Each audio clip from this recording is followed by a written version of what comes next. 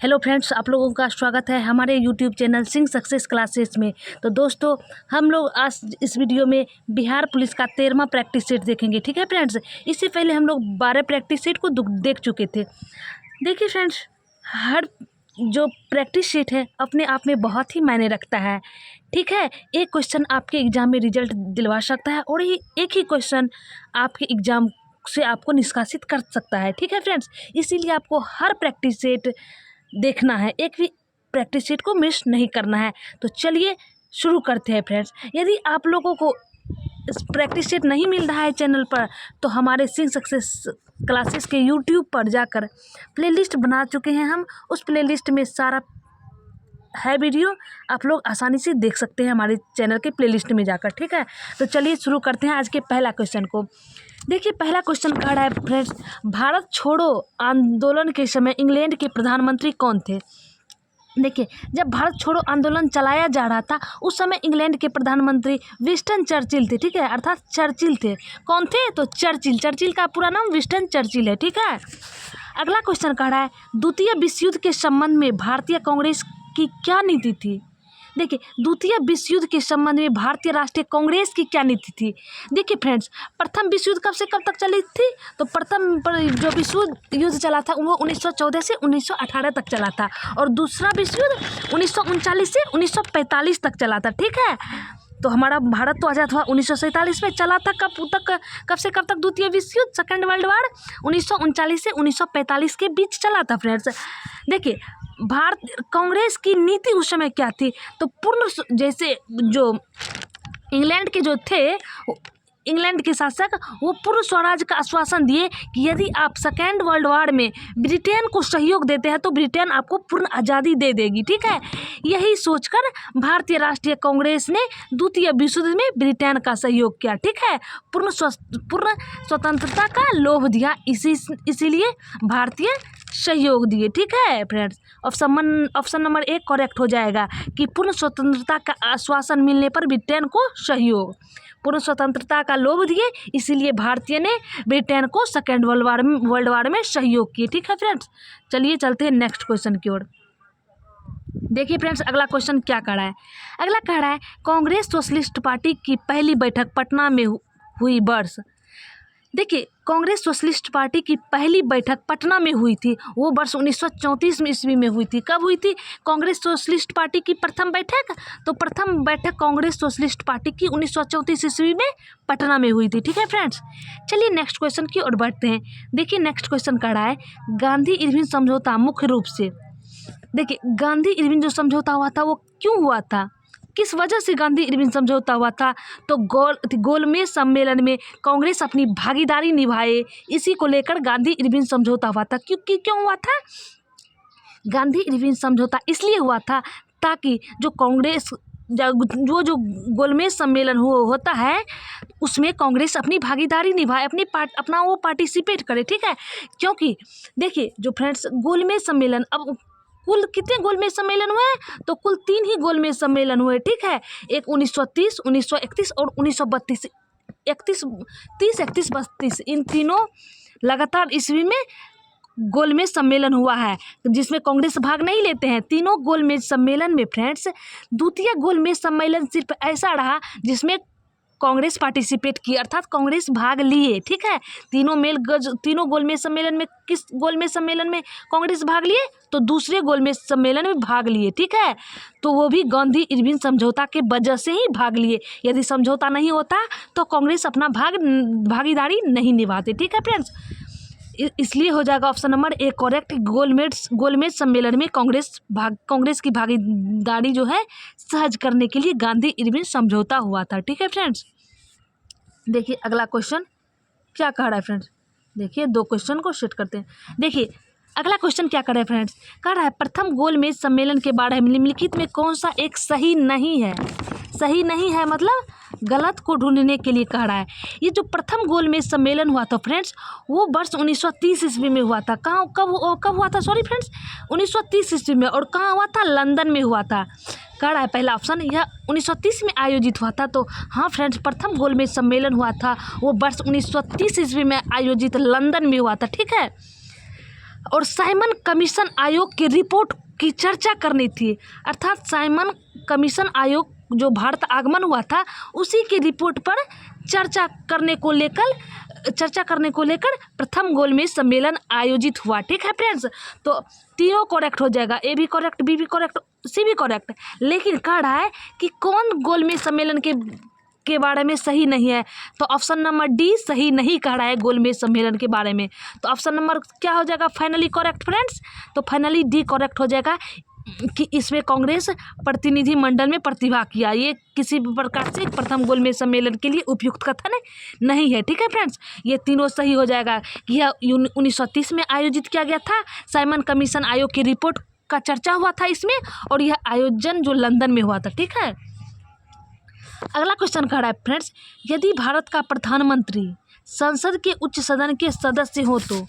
देखिए friends, question को थोड़ा ध्यान से समझिए, क्या कह रहा है, यदि भारत के प्रधानमंत्री, भारत के पीएम संसद का उच्च सदन कौन सा सदन कहलाता है, तो संसद का उच्च सदन राज्यसभा कहलाता है। क्या कहलाता है संसद का उच्च सदन, तो संसद का उच्च सदन राज्यसभा होता है।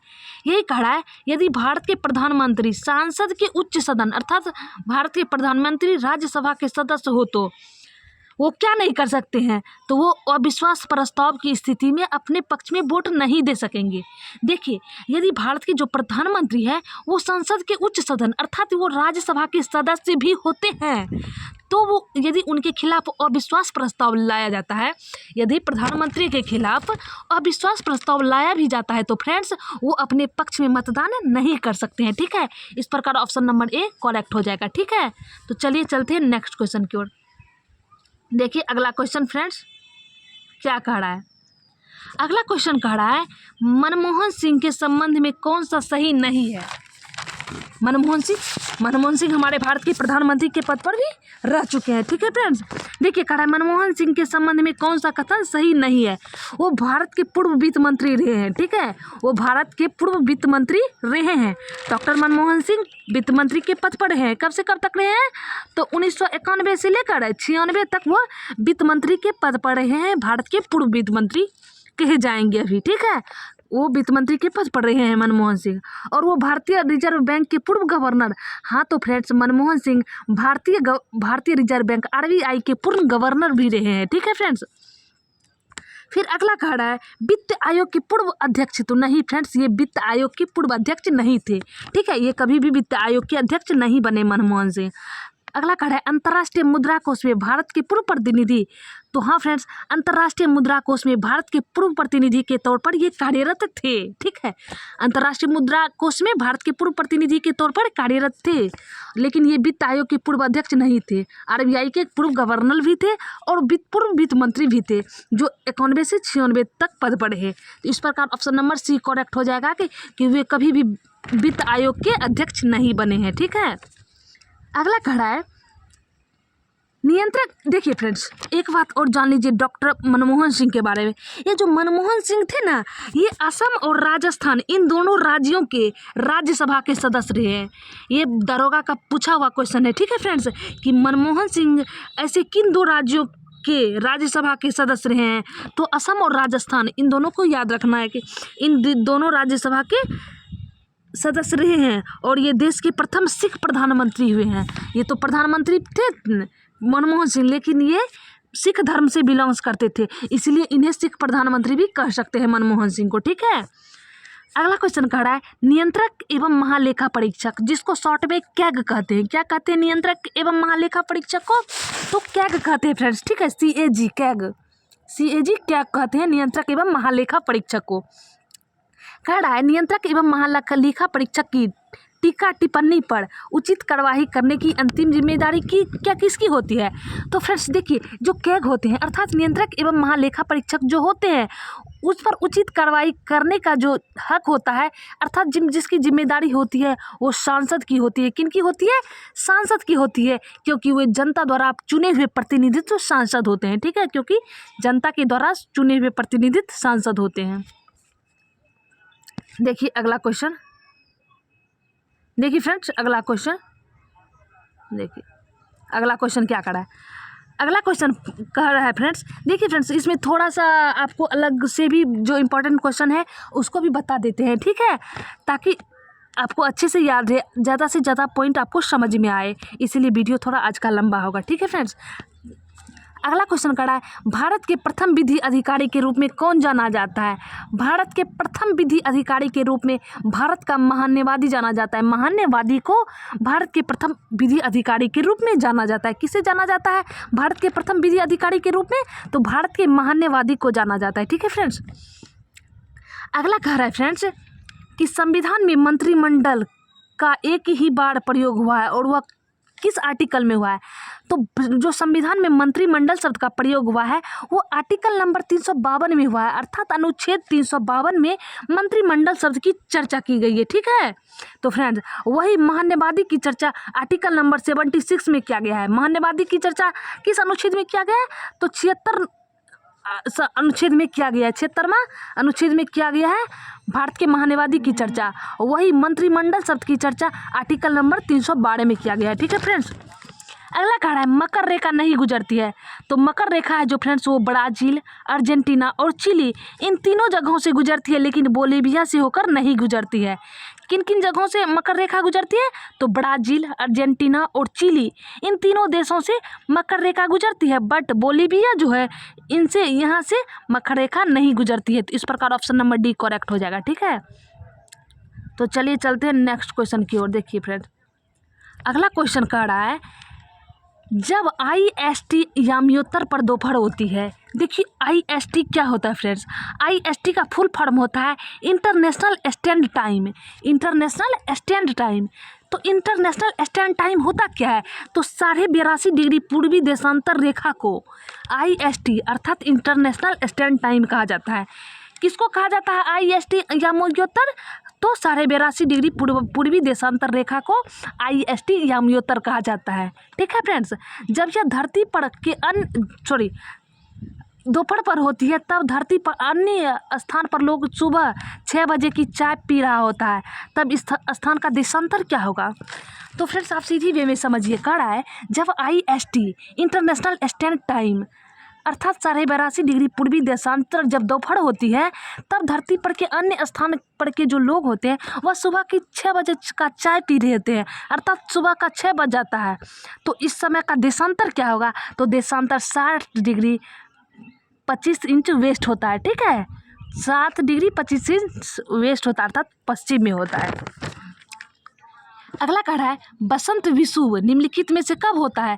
तो बसंत विषुव फ्रेंड्स 21 मार्च को होता है। बसंत विषुव कब होता है? तो 21 मार्च को बसंत विषुव होता है, ठीक है फ्रेंड्स। चलिए चलते हैं नेक्स्ट क्वेश्चन पर। देखिए अगला क्वेश्चन क्या कह रहा है। अगला क्वेश्चन कह रहा है काहिरा का समय ग्रीनविच से 2 घंटा आगे है। क्या कह रहा है? काहिरा का समय ग्रीनविच से 2 घंटा आगे है। किसके वजह से है? तो 30 डिग्री पूर्वी देशांतर के वजह से काहिरा का समय ग्रीनविच से 2 घंटा आगे है। 30 डिग्री पूर्वी देशांतर पर काहिरा का समय ग्रीनविच से 2 घंटा ये आगे है। तो पूर्वी देशांतर याद रखना है, क्योंकि परीक्षा में बहुत सारे स्टूडेंट कंफ्यूज हो जाते हैं पूर्वी देशांतर पश्चिमी देशांतर भी, ठीक है फ्रेंड्स। अगला क्वेश्चन कह रहा है निम्नलिखित ग्रहों में कौन जीवन जीने के लिए उपयुक्त हो सकता है? तो देखिए फ्रेंड्स पृथ्वी और मंगल ऐसे 2 ग्रह हैं जिन पर जीवन का अस्तित्व संभव है, ठीक है। तो ऑप्शन के मुताबिक मंगल ग्रह करेक्ट ऑप्शन हो जाएगा, ठीक है। तो चलिए चलते हैं नेक्स्ट क्वेश्चन की ओर फ्रेंड्स। देखिए अगला क्वेश्चन क्या कह रहा है। अगला क्वेश्चन कह रहा है एशियाई खेलों में स्वर्ण पदक जीतने वाली पहली भारतीय महिला कौन थी? तो एशियाई खेलों में किस खेल में कह रहा है? एशियाई खेलों की बात कर रहा है। एशियाई खेलों में स्वर्ण पदक जीतने वाली प्रथम महिला कमलजीत संधू हुई। कौन हुई एशियाई खेलों में स्वर्ण पदक जीतने वाली? तो कमलजीत संधू, ठीक है। अगला कह रहा है स्पोर्ट्स अथॉरिटी ऑफ इंडिया। क्या कह रहा है? साई कह सकते हैं इसको, शॉर्ट में कभी कभी साई भी दे सकता है कि साई का फुल फॉर्म होता है स्पोर्ट्स अथॉरिटी ऑफ इंडिया की स्थापना कब हुई थी? तो इसकी स्थापना फ्रेंड्स 1984 में हुई थी। कब हुई थी स्पोर्ट्स अथॉरिटी ऑफ इंडिया अर्थात साई की स्थापना? तो वर्ष 1984 में हुई थी, ठीक है। तो चलिए चलते हैं नेक्स्ट क्वेश्चन की ओर। देखिए अगला क्वेश्चन कह रहा है प्रतिवर्ष किसकी स्मृति में 13 फरवरी को महिला दिवस मनाया जाता है? प्रतिवर्ष किसकी स्मृति में 13 फरवरी को महिला दिवस मनाया जाता है? तो देखिए, राष्ट्रीय महिला दिवस 13 फरवरी को मनाया जाता है। राष्ट्रीय महिला दिवस कब मनाया जाता है? तो 13 फरवरी को। वही अंतर्राष्ट्रीय महिला दिवस 8 मार्च को मनाया जाता है। कब मनाया जाता है अंतर्राष्ट्रीय महिला दिवस? तो अंतर्राष्ट्रीय महिला दिवस 8 मार्च को फ्रेंड्स मनाया जाता है। वही राष्ट्रीय महिला दिवस 13 फरवरी और अंतर्राष्ट्रीय महिला दिवस 8 मार्च को मनाया जाता है। ठीक है फ्रेंड्स, देखिए, तो किसके जन्म दिवस पर राष्ट्रीय महिला दिवस मनाया जाता है? तो सरोजिनी नायडू के जन्म दिवस पर 13 फरवरी को महिला दिवस मनाया जाता है। ठीक है, अगला क्वेश्चन कह रहा है जय संहिता किसका मौलिक नाम है? तो फ्रेंड्स, ये बिहार पुलिस का पूछा हुआ क्वेश्चन है। जय संहिता महाभारत का मौलिक नाम है। किसका जय संहिता मौलिक नाम है? तो फ्रेंड्स, महाभारत का मौलिक नाम जय संहिता है। ठीक है, तो चलिए चलते हैं नेक्स्ट क्वेश्चन की ओर। देखिए अगला क्वेश्चन क्या कह रहा है फ्रेंड्स। अगला क्वेश्चन कह रहा है निम्नलिखित में से किसकी तुलना मैकियावेली के प्रिंस से की जा सकती है? देखिए, जो मैकियावेली के जो प्रिंस से की जाती है वो कौटिल्य के अर्थशास्त्र का जो कंपैरिजन होता है वो मैकियावेली के प्रिंस से की जाती है। किस मैकियावेली के प्रिंस की तुलना किससे की जाती है? तो फ्रेंड्स, कौटिल्य के अर्थशास्त्र से फ्रेंड्स मैकियावेली का कंपैरिजन किया जाता है। मैकियावेली के प्रिंस से कंपैरिजन की जाती है। ठीक है, किससे किया जाता है? तो कौटिल्य के अर्थशास्त्र से इसकी तुलना की जाती है। ठीक है, अगला कह रहा है उत्तर वैदिक काल के संबंध में निम्नलिखित कथनों पर विचार कीजिए। उत्तर वैदिक काल की, देखिए, उत्तर वैदिक काल कब से कब तक चला था? 1000 ईसा पूर्व से 600 ईसा पूर्व तक उत्तर वैदिक काल कहलाया। कब से कब तक उत्तर वैदिक काल कहलाया? तो 1000 ईसा पूर्व से लेकर 600 ईसा पूर्व तक उत्तर वैदिक काल के संदर्भ में आता है। ठीक है, कह रहा है असत्य को ढूंढने, गलत को ढूंढने के लिए कह रहा है इस काल में मनुष्य का संपूर्ण जीवन 4 आश्रमों में बटा था। तो हाँ फ्रेंड्स, उत्तर वैदिक काल में जो है उसमें मनुष्य का संपूर्ण जीवन 4 आश्रमों में बांटा गया था। ठीक है, इस कह रहा है अगला, इस काल में चारों वर्णों में समानता थी? तो नहीं, उत्तर वैदिक काल में चारों वर्णों में बिल्कुल समानता नहीं थी। इस प्रकार ऑप्शन नंबर यही करेक्ट हो जाएगा, क्योंकि असत्य को ढूंढने कह रहा था। अगला कह रहा है इस काल में देव आराधनाओं में मुख्य रूप से यज्ञ किए जाते थे। हाँ फ्रेंड्स, उस समय देवी देवताओं की पूजा के लिए उत्तर वैदिक काल में यज्ञ किए जाते थे। इस काल में गोत्र स्थापित हुई, तो हाँ, इस काल में गोत्र स्थापित हुई थी उत्तर वैदिक काल में। इस प्रकार ऑप्शन नंबर बी करेक्ट हो जाएगा, गलत को ढूंढने कह रहा था। चलिए चलते हैं नेक्स्ट क्वेश्चन की ओर। देखिए अगला क्वेश्चन क्या कह रहा है फ्रेंड्स। अगला क्वेश्चन कह रहा है कि निम्नलिखित जनपदों में किसने सबसे पहले युद्ध में हाथियों का प्रयोग किया था? फ्रेंड्स देखिए, सबसे पहले युद्ध में हाथियों का प्रयोग मगध महाजनपद के लोग किए थे। कौन किए थे युद्ध में हाथियों का प्रयोग? तो मगध महाजनपद के। ठीक है, अगला कह रहा है बौद्ध धर्म में त्रिपिटक के संबंध में निम्नलिखित युग्मों का विचार कीजिए। बौद्ध धर्म में त्रिपिटक की चर्चा की गई है। किस में की गई है? किस धर्म में त्रिपिटक की चर्चा की गई है? तो बौद्ध धर्म में त्रिपिटक की चर्चा की गई है। त्रिपिटक में कौन कौन से शामिल है? विनय पिटक, श्रुत पिटक और अभिधम्म पिटक। ये तीनों पिटक, विनय पिटक, श्रुत पिटक और अभिधम्म पिटक, ये तीनों पिटक बौद्ध धर्म की त्रिपिटक में सम्मिलित किया गया है। ठीक है, यहाँ त्रिपिटक और यहाँ विषय दिया हुआ है कि कौन सा जो त्रिपिटक है वो उसकी किस विषय से संबंध रखता है। ये जो विनय पिटक है ये दर्शन से संबंधित है। तो ये फ्रेंड्स विनय पिटक है ये बिल्कुल दर्शन से संबंधित नहीं है। इसमें जो है ये जो है नियमों का, इसमें एकता को दर्शाया गया है। ठीक है, ये नियमों का संग्रह को दर्शाता है। विनय पिटक में किसकी चर्चा है? तो किसी भी नियम कानून के संग्रह की चर्चा है, दर्शन की चर्चा नहीं है। तो ऑप्शन नंबर ए भी गलत हो जाएगा। दूसरा कह रहा है सूत पिटक में बुद्ध धर्म की शिक्षाएं से संबंधित है। सूत पिटक किससे संबंधित है? तो बुद्ध धर्म की शिक्षाएं से संबंधित है। अभिधम्म पिटक नियमों का संग्रह है? तो नहीं, ये नियमों का संग्रह नहीं है, ये बल्कि दर्शन का वर्णन किया गया है। अभिधम्म पिटक में दर्शन का वर्णन किया गया है और विनय पिटक में नियमों का संग्रह। विनय पिटक में किसकी चर्चा की गई है? किस विषय की जानकारी मिलती है? तो नियमों का संग्रह है। विनय पिटक में नियमों का संग्रह, सूत पिटक में बुद्ध की शिक्षाएं सम्मिलित है और अभिधम्म पिटक में दर्शन की चर्चा की गई है। ठीक है, देखिए इस प्रकार ऑप्शन नंबर सिर्फ बी करेक्ट हो जाएगा। केवल और केवल 2 सही है। ठीक है, तो चलिए चलते हैं नेक्स्ट क्वेश्चन की ओर। अगला कह रहा है मौर्य प्रशासन में सन्निधाता पद संबंधित है। देखिए, जो सन्निधाता पद था मौर्य प्रशासन में, सन्निधाता शब्द का प्रयोग होता था। वो किसके लिए होता था? तो राजकीय कोष एवं भंडारण गृह का मुख्य जो संरक्षक होता था उसके लिए सन्निधाता शब्द का प्रयोग होता था। किसके लिए सन्निधाता शब्द का प्रयोग होता था मौर्य प्रशासन में। राजकीय कोष एवं भंडारण गिरी का मुख्य संरक्षण के लिए सन्निधाता शब्द का प्रयोग होता था। ठीक है फ्रेंड्स।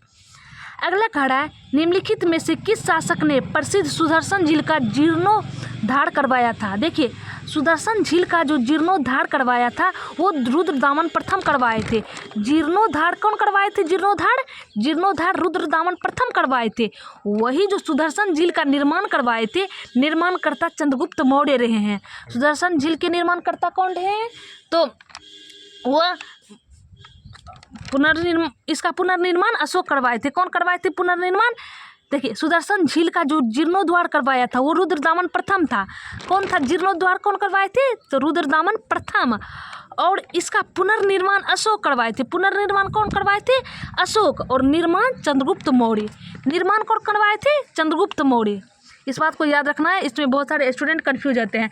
निर्माण कौन करवाया था सुदर्शन झील का? तो सुदर्शन झील का निर्माण चंद्रगुप्त मौर्य करवाए थे और वही पुनर्निर्माण अशोक करवाए थे। पुनर्निर्माण अशोक और जीर्णोद्धार करवाए थे रुद्रदामन प्रथम। ठीक है फ्रेंड्स। तो चलिए चलते हैं नेक्स्ट क्वेश्चन की ओर। देखिए अगला क्वेश्चन क्या कह रहा है। अगला क्वेश्चन कह रहा है जमींदार वर्ग के लिए मुजरियान शब्द का प्रयोग किया जाता था। देखिए क्वेश्चन को पहले अच्छे से समझते हैं। क्वेश्चन कर रहा है मुगल काल के संदर्भ में, किस काल के? कालखंड को आपको ध्यान में रखना है क्योंकि हर कालखंड में एक ही शब्द का प्रयोग अनेक चीज़ों के लिए हुआ है। ठीक है। कह रहा है मुगल काल के संदर्भ में निम्नलिखित कथनों पर विचार कीजिए। कह रहा है जमींदार वर्ग के लिए मुजरियान शब्द का प्रयोग किया जाता था। तो नहीं, मुगल काल में मुजरियान शब्द का प्रयोग किसानों के लिए होता था। किसके लिए होता था? किसानों के लिए, ना कि जमींदारों के लिए। ठीक है फ्रेंड्स। किसके लिए होता था मुजरियान शब्द का प्रयोग? तो किसानों के लिए होता था, ना कि जमींदारों के लिए। अगला कह रहा है वे खेतिहर जो दूसरे गांव में ठेके पर खेती करते थे वो पाही कासत कहलाते थे। तो हाँ फ्रेंड्स, जो खेतिहर जो दूसरे गांव में ठेके पर खेती करते थे उसे पाही कासत कहलाते थे मुगल काल में। ठीक है। तो सही पहचाने के लिए कर रहा था, तो केवल और केवल 2 सही है, तो ऑप्शन नंबर बी करेक्ट हो जाएगा। ठीक है। देखिए अगला क्वेश्चन क्या कर रहा है। अगला क्वेश्चन कर रहा है निम्नलिखित युग्मों पर विचार कीजिए। अकबर के द्वारा लिए गए निर्णय और संबंधित तिथि दिया हुआ है। ठीक है। तो आइए देखते हैं अकबर के द्वारा लिए गए निर्णय कब लिया गया था। अगला क्वेश्चन एक नंबर कह रहा है तीर्थ यात्रा कर की समाप्ति। अकबर जो है तीर्थ यात्रा कर की समाप्ति 1564 में किए थे। तो नहीं, अकबर तीर्थ यात्रा कर की समाप्ति 1563 में किए थे। कब किए थे तीर्थ यात्रा कर की समाप्ति अकबर? तो 1563 में किए थे, 64 में नहीं किए थे। जजिया कर की समाप्ति 67 में? तो नहीं, अकबर के द्वारा जजिया कर की समाप्ति 1564 में किया गया था। जजिया कर की समाप्ति अकबर के द्वारा कब गया था? तो 1564 में अकबर के द्वारा जजिया कर की समाप्ति की गई थी और तीर्थ यात्रा कर की समाप्ति 1563 ईस्वी में की गई थी। अगला कह रहा है राजधानी का लाहौर स्थानांतरण। देखिए इससे पहले फतेहपुर सीकरी था, उसके बाद फतेहपुर सीकरी के बाद अकबर लाहौर अपना राजधानी स्थानांतरित किया। ठीक है। वहाँ जल की कमी होने के कारण वो अपना लाहौर स्थानांतरण कर लिया अपनी राजधानी को। ठीक है फ्रेंड्स। तो इस प्रकार ऑप्शन नंबर क्या हो जाएगा करेक्ट? तो इस प्रकार ऑप्शन नंबर डी करेक्ट हो जाएगा। 1, 2 और 3 कह रहा है सुमेलित नहीं है, तो तीनों में से तीनों गलत है। ठीक है। ये भी गलत है। तीर्थ यात्रा कर की समाप्ति 64 में नहीं 63 में हुई थी। जजिया कर की समाप्ति 1567 में नहीं हुई थी, 1564 में हुई थी। और राजधानी जो फतेहपुर सीकरी से लाहौर का स्थानांतरण हुआ था वो 1585 में हुआ था। कब हुआ था फ्रेंड्स? 1585 में हुआ था। यहाँ 75 दिया हुआ है। इस प्रकार तीनों का तीनों गलत हो जाएगा। ऑप्शन नंबर डी करेक्ट होगा। देखिए अगला क्वेश्चन क्या कर रहा है। अगला कर रहा है खजाइन नूल फुतूह। खजाइन नूल फुतूह नामक साहित्य में निम्नलिखित में से किस शासक के शौर्य का वर्णन किया गया है? ये खजाइन नूल फुतूह जो है इसकी रचना अमीर खुसरो किए थे। इसकी रचना कौन किए थे? तो अमीर खुसरो किए थे। और अमीर खुसरो अलाउद्दीन खिलजी के का वर्णन किए थे। किसकी वर्णन किए थे? खजाइन तुल फुतूह में अमीर खुसरो तो अलाउद्दीन खिलजी के शौर्य का वर्णन किए थे। ठीक है, अमीर खुसरो। अगला कह रहा है विजयनगर साम्राज्य के संदर्भ में। क्या कह रहा है? विजयनगर साम्राज्य के संदर्भ में कुदीरई चेट्टी शब्द का संबंध निम्नलिखित में से किससे है? कुदीरई चेट्टी का शब्द का जो संबंध है वो घोड़ों के व्यापारियों से है। किससे है? कुदीरई चेट्टी का संबंध, तो घोड़ों के व्यापारियों से कुदीरई चेट्टी शब्द का संबंध रहा है। ठीक है, विजयनगर साम्राज्य में। अगला क्वेश्चन देखिए फ्रेंड, अगला क्वेश्चन कह रहा है निम्नलिखित में कौन सा कुतुब मीनार के निर्माण से संबंधित है। देखिए, कुतुब मीनार के निर्माण से संबंधित इल्तुतमिश और फिरोज शाह तुगलक रहे हैं। कौन रहे हैं कुतुब मीनार के निर्माण से संबंधित? तो इल्तुतमिश और फिरोज शाह तुगलक। अलाउद्दीन खिलजी भी नहीं रहे हैं और शेरशाह सूरी भी नहीं रहे हैं। किसका किसका योगदान रहा है? इल्तुतमिश और फिरोज शाह तुगलक, इन दोनों का योगदान रहा है कुतुब मीनार के निर्माण में। इस प्रकार ऑप्शन नंबर डी करेक्ट हो जाएगा, 1 और 3। ठीक है, चलिए अगला क्वेश्चन देखिए। अगला क्वेश्चन क्या कर रहा है? अगला क्वेश्चन कर रहा है फ्रेंड्स, निम्नलिखित पहाड़ी जातियों का पश्चिम से पूर्व सही क्रम में सजाने के लिए कहा है। क्या कहा है? निम्नलिखित पहाड़ी जातियों का पश्चिम से पूर्व, किस ओर से? पश्चिम से पूर्व की ओर कहा है सजाने के लिए। ठीक है, देखिए पहले की जो जनजाति थे जिस पहाड़ी पर निवास करती थी, पहाड़ी के अकॉर्डिंग ही उस जनजाति का नाम रख दिया जाता था। ठीक है फ्रेंड्स, यदि पूर्व से पश्चिम, पश्चिम से पूर्व कह रहा है।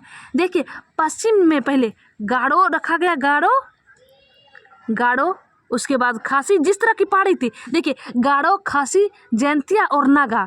देखिए पहले पश्चिम से यदि शुरू करते हैं तो पहले गारो पहाड़ी था, उसके बाद खासी, उसके बाद जैंतिया और उसके बाद नागा जनजाति थी। उसी अनुसार एक क्रम में नाम रख दिया गया। ठीक है, जनजातियों का। तो पश्चिम से पूर्व कहिएगा तो गारो, खासी, जैंतिया और नागा, इन तीनों पहाड़ी जनजातियों को रखा गया। वही यदि पूर्व से पश्चिम कहता तो पहले नागा, जयंतिया, खासी और उसके बाद गारो होता। लेकिन पश्चिम से पूर्व कह रहा है तो गारो, खासी, जयंतिया और नागा। पहले जो गारो पहाड़ी थी, उसके बाद खासी पहाड़ी थी, उसके बाद जयंतिया और उसके बाद नागा पहाड़ी थी। इन्हीं सब पहाड़ियों के नाम पर जनजाति का नाम रख दिया गया। ठीक है, पूर्व से पश्चिम, पश्चिम से पूर्व यही रहेगा। तो ऑप्शन नंबर सी करेक्ट हो जाएगा। देखिए अगला क्वेश्चन कह रहा है राष्ट्रीय जलमार्ग संख्या 1 जोड़ता है। देखिए राष्ट्रीय जलमार्ग संख्या 1 जो है वो इलाहाबाद को हल्दिया से जोड़ता है। राष्ट्रीय जलमार्ग संख्या फर्स्ट किसे जोड़ता है? तो इलाहाबाद को हल्दिया से जोड़ता है। वही राष्ट्रीय जलमार्ग संख्या 2 जो है वो सदिया को धुबरी से जोड़ता है। राष्ट्रीय राजमार्ग संख्या 2 किसे जोड़ता है? तो सदिया से धुबरी को राष्ट्रीय राजमार्ग संख्या 2 जोड़ता है, या राष्ट्रीय जलमार्ग संख्या सदिया से धुबरी को जोड़ता है। वही राष्ट्रीय यदि 3 का दे, राष्ट्रीय जलमार्ग संख्या 3, तो 3 कोल्लम से कोट्टापुरम को जोड़ता है। राष्ट्रीय जलमार्ग संख्या 3 किसको जोड़ता है? कोल्लम को कोट्टापुरम से। और काकीनाडा और पुदुचेरी, ये राष्ट्रीय जलमार्ग संख्या 4 को काकीनाडा से पुदुचेरी को जोड़ता है। ठीक है फ्रेंड्स, इलाहाबाद से हल्दिया कौन सी जलमार्ग जोड़ती है? तो जलमार्ग संख्या 1, सदिया से धुबरी को 2, कोल्लम से कोट्टापुरम को 3 और काकीनाडा से पुदुचेरी को 4 जोड़ता है। ठीक है, तो चलिए चलते हैं अगले क्वेश्चन की ओर। देखिए अगला क्वेश्चन क्या कर रहा है।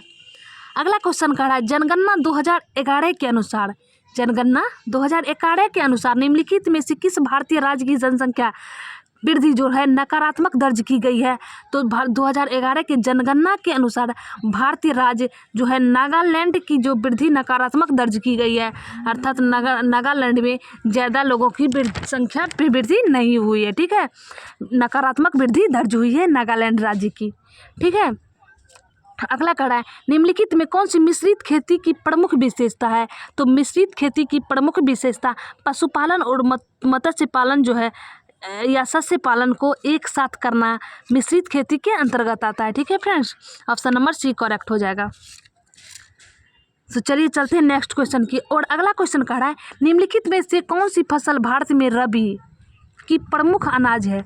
देखिए रबी की प्रमुख फसल गेहूं है। कौन सी है? तो रबी की फसल कौन सी है? तो गेहूं है। देखिए रबी फसल की पहचान आप आसानी से कर सकते हैं। ठीक है, जिसे अक्टूबर नवंबर महीने में बोया जाता है। रबी फसलों को कब बोया जाता है? तो अक्टूबर नवंबर में रबी फसलों को बोया जाता है और मार्च अप्रैल में इसको काटा जाता है। उसे ही रबी फसल के अंतर्गत वैसे फसल आते हैं। तो इस प्रकार ऑप्शन नंबर डी करेक्ट हो जाएगा, गेहूँ। ठीक है, अगला कह रहा है निम्नलिखित भारतीय राज्यों में से किस एक में वन का उच्चतम अनुपात है? देखिए कहा है कि किस एक में वन का क्षेत्र उच्चतम अनुपात रखता है। यदि यदि अनुपात दिया हुआ रहता है, उच्चतम अनुपात की बात करता है, तो मिजोरम राज्य हो जाएगा। और यदि क्षेत्रफल की दृष्टि से पूछे कि किस राज्य में वन का क्षेत्रफल अधिक है, तो उस कंडीशन में मध्य प्रदेश हो जाएगा। यदि उच्चतम अनुपात पूछे वन के क्षेत्र में, अनुपात का रेशियो में पूछे तो मिजोरम हो जाएगा, ठीक है। यदि क्षेत्रफल के अकॉर्डिंग पूछे तो MP मध्य प्रदेश हो जाएगा, ठीक है friends. Option number D correct हो जाएगा। अगला क्वेश्चन देखिए, अगला क्वेश्चन कह रहा है भारत की निम्नलिखित मिट्टियों में से कौन सा बेसाल्ट लावा के उपलक्ष्य के कारण निर्मित हुई है।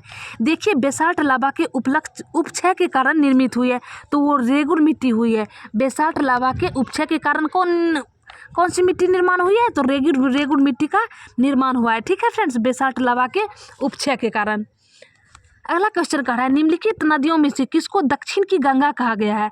तो दक्षिण की गंगा फ्रेंड्स कावेरी नदी को कहा गया। किसे कहा गया है दक्षिण की गंगा? दक्षिण की गंगा कावेरी को कहा गया है, ठीक है। तो चलिए चलते हैं नेक्स्ट क्वेश्चन की ओर। देखिए फ्रेंड्स अगला क्वेश्चन क्या कह रहा है। अगला क्वेश्चन कह रहा है भारत की निम्नलिखित में झीलों में कौन सी जम्मू कश्मीर में अवस्थित है। जम्मू कश्मीर में कौन सी झील अवस्थित है, अब इसे ढूंढना है। देखिए ये जो अंचार झील है ना, अंचार झील ये जम्मू कश्मीर राज्य में अवस्थित है। कहाँ है अवस्थित अंचार झील? तो जम्मू कश्मीर में अवस्थित है। वही फुलझर झील जो है वो उत्तर प्रदेश में है। फुलझर झील किस राज्य में है? उत्तर प्रदेश में। और अंचार झील जम्मू कश्मीर में अवस्थित है, ठीक है। अगला खड़ा है निम्नलिखित में कौन सा सुमेलित नहीं है, अर्थात गलत को ढूंढने के लिए कह रहा है फ्रेंड्स।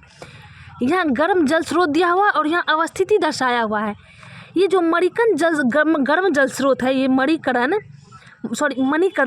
ये जो मणिकरण गर्म जल स्रोत है ये हिमाचल प्रदेश में अवस्थित है। हाँ फ्रेंड्स ये जो मणिकरण जो है गर्म जल स्रोत ये हिमाचल प्रदेश में अवस्थित है।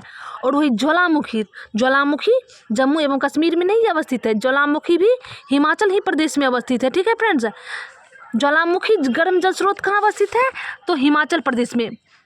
मणिकरण और ज्वालामुखी जो गर्म जल स्रोत है वो हिमाचल प्रदेश राज्य में अवस्थित है। वही अनहोनी, ये जो अनहोनी है जो ये गर्म जल स्रोत ये कहाँ अवस्थित है? तो ये फ्रेंड्स ये मध्य प्रदेश में अवस्थित है। ये अनहोनी कहाँ अवस्थित है? तो अनहोनी मध्य प्रदेश में अवस्थित है, अनहोनी गर्म जल स्रोत।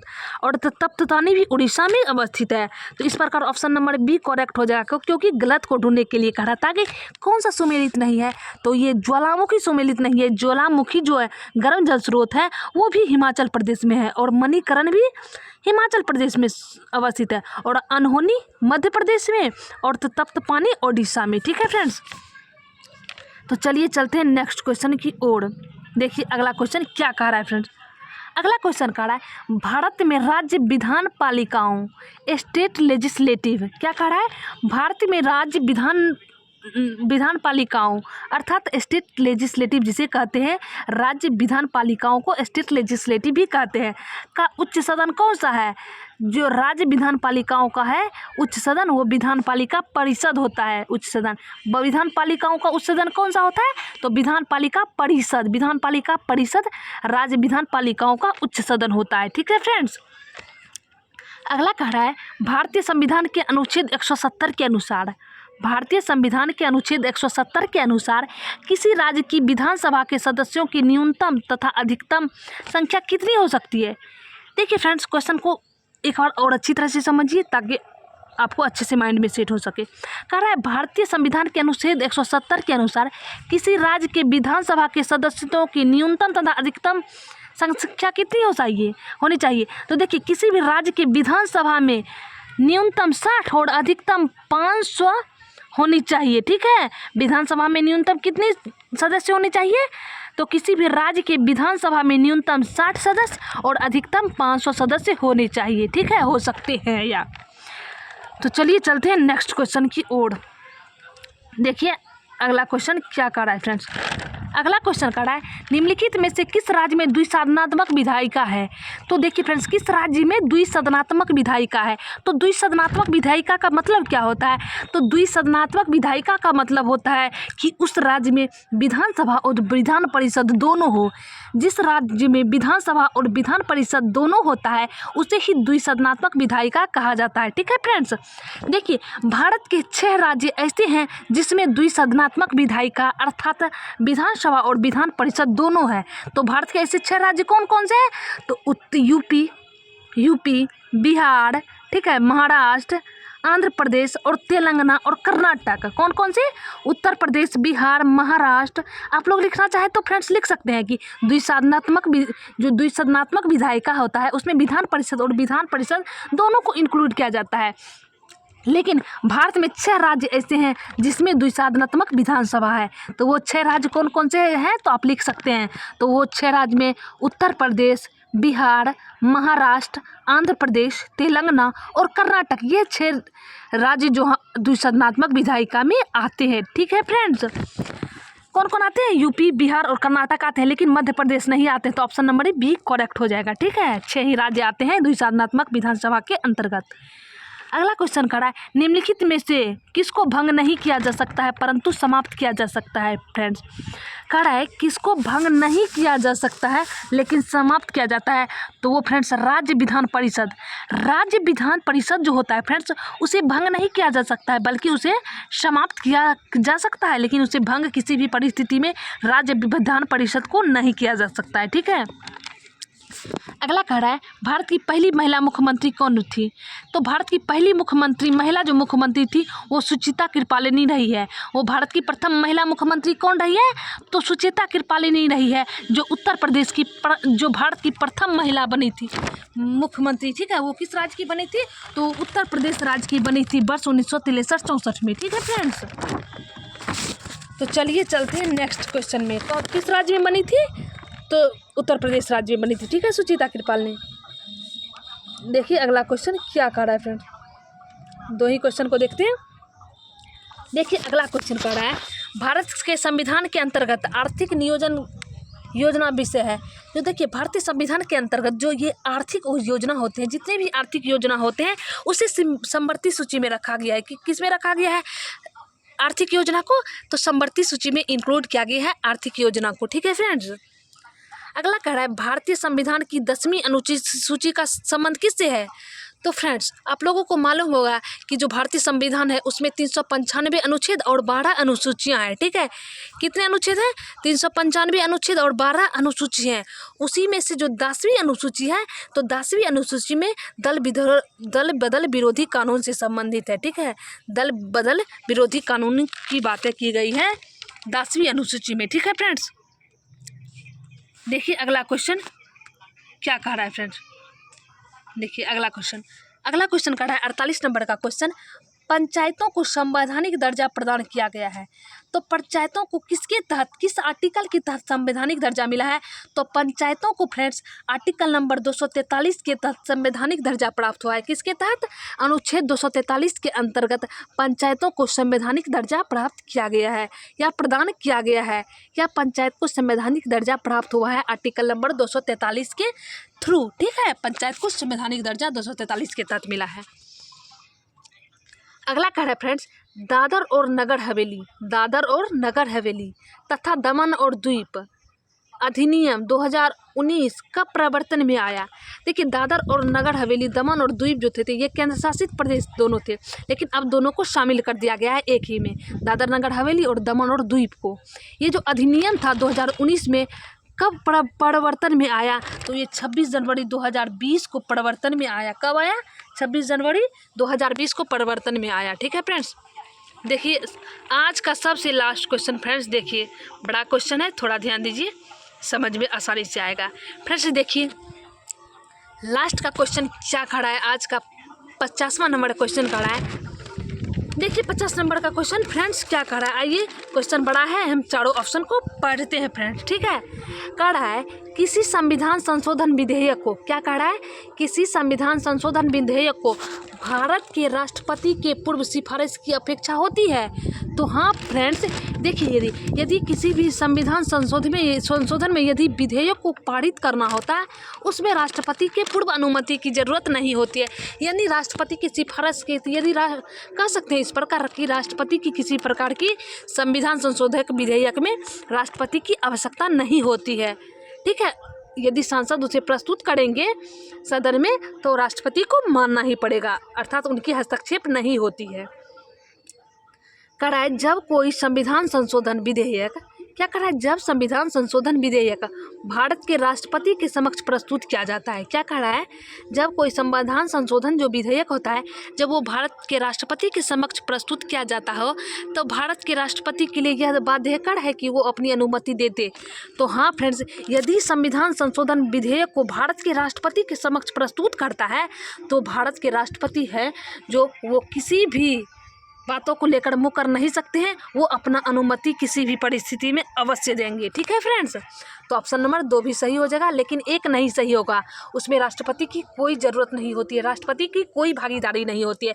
उसमें राष्ट्रपति की मर्जी ना हो या हो, उसमें उसे हाँ भरनी पड़ती है। ठीक है फ्रेंड्स, इस जगह राष्ट्रपति बाध्य होते हैं संविधान संशोधन विधेयक को लेकर। ठीक है, अगला खड़ा है संविधान संशोधन विधेयक लोकसभा और राज्यसभा दोनों द्वारा विशेष बहुमत से पारित होनी चाहिए।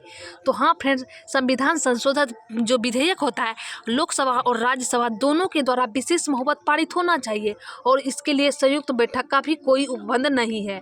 संयुक्त बैठक नहीं भी बुलाया जा सकता है, फिर भी संविधान संशोधन विधेयक आसानी से पारित हो जाएगा। ठीक है, लोकसभा और राज्यसभा दोनों के विशेष बहुमत के द्वारा पारित हो सकती है और राष्ट्रपति भी इसमें कोई हस्तक्षेप नहीं कर सकते हैं, उसे अपने मंजूरी देनी पड़ती है। ठीक है, तो दोनों ऑप्शन सही हो जाएगा, 1 और 2 दोनों सही हो जाएगा। इसमें क्या होगा, 2 और 3 दोनों सही होगा। ठीक है, ऑप्शन नंबर बी करेक्ट हो जाएगा कि केवल 2 और 3, लेकिन ए किसी भी प्रकार से सत्य नहीं है, क्योंकि इनमें कौन सी सही है, सही को ढूंढने के लिए करा था। ठीक है फ्रेंड्स, तो आज का 50 क्वेश्चन समाप्त होता है। तो मिलते हैं हम लोग नेक्स्ट प्रैक्टिस सेट में। तो जय हिंद,